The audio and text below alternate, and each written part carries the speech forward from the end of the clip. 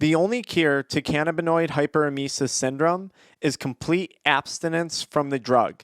In this case, from cannabis, THC containing products, CBD products, CBN products, Delta 8, Delta 9, Delta 10, THCO, no cannabis consumption.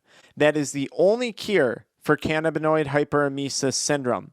Now, before you run away from this video because that answer scares you, please sit with me for the next 5 minutes because I'm going to help you get there mentally. When we're addicted to cannabis, as many people like myself who are struggling with CHS are, there's a conversation occurring in our head. There's a conversation between two separate voices. We have the addicted voice, which is the voice that's telling you to go smoke right now, that this guy's crazy and he's not worth listening to.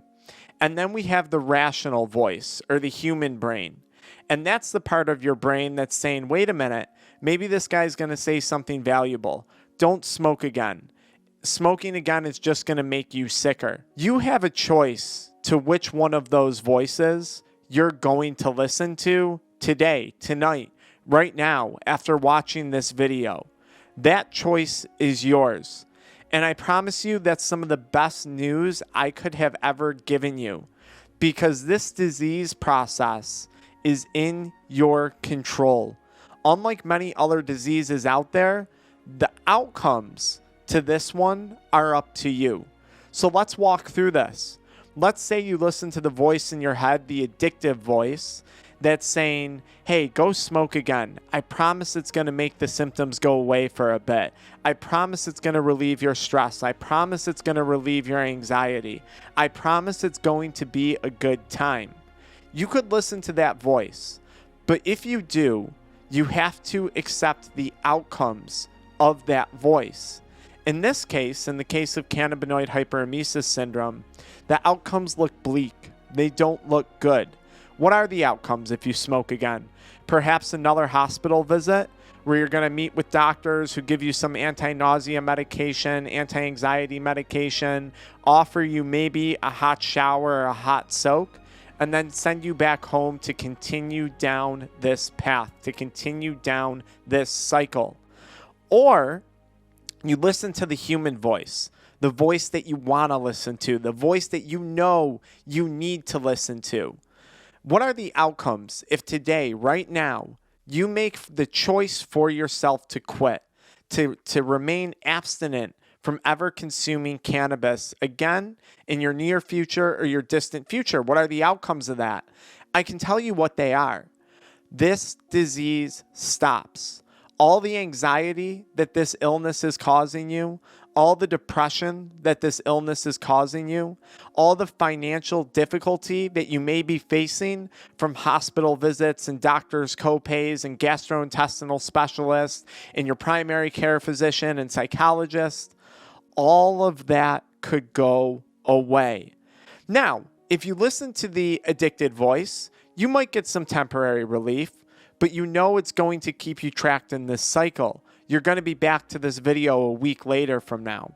If you listen to the human voice, though, that voice in your brain that's rational, the voice that you want to pay attention to, this could end. No more doctor visits, no more anxiety, no more depression over a disease process in which you ultimately have the ability to make a decision that gives you complete control of the situation. Now, what are the outcomes of listening to the human voice? Your health starts to reclaim. You start to feel better physically. You start to regain your energy. As you feel better physically, your mental health starts to take a turn for the better in the positive direction. You literally gain a new outlook on life. And what happens when you listen to that voice? What happens when those positive changes start to become a reality? You don't come back to this video next week. You move on to something else. You move on to your career. You move on to your relationships. You move on to seeing more money in your bank account. You move on to a healthier relationship with your finances. You move on to a healthier relationship with yourself. And ultimately, a healthier relationship with the cannabis plant. The most respectful thing you could do right now is ignore and disregard and call out all the BS that addictive voice is spewing. That's the most respectful thing you could do for yourself and for the cannabis plant. Cannabis has great potential to help people. And maybe at one point in your journey, it helped you. Maybe it helped you cope. Maybe it helped you with some medical condition. But this is cannabis's way of asking you to stop. It's screaming at you to stop. It's pulling out every warning sign it can. And you have the choice to listen to it. You have the choice to respect it. If you truly love this plant, you have to let it go. And I promise it will let go of you. I promise you that. It might take a day, it might take a week, it might take a month, it might take a few months. But I promise one day you're going to part ways with cannabis and you're going to look back and you're going to say, it's okay. I made the best decision for me. I chose to listen to that human voice. And listening to that human voice was the best decision I ever made. Now, that might not happen overnight. That might not happen tomorrow. It might take some time. As this addiction leaves your body, as you heal, there might be some suffering. There might be some pain. But guess what? You're already suffering. You're already in pain. And I would so much rather see you be in pain and suffer, crawling to the top, versus continuing to tear yourself down as you fall to the bottom. You have a choice. You're not forcing yourself to quit. You're not forcing yourself to make a decision. You're choosing to listen to the voice that you've been neglecting, the voice that you want to listen to. And you're choosing to call out the lies and the BS that addictive voice has been spewing. You have two voices in your head. You have two separate conversations. Each of those conversations has a dramatically different outcome. And I hope by the end of this video, you feel a little more motivated to listen to yourself and what it is you really want to do. Because once this is over, you're free to move on in life.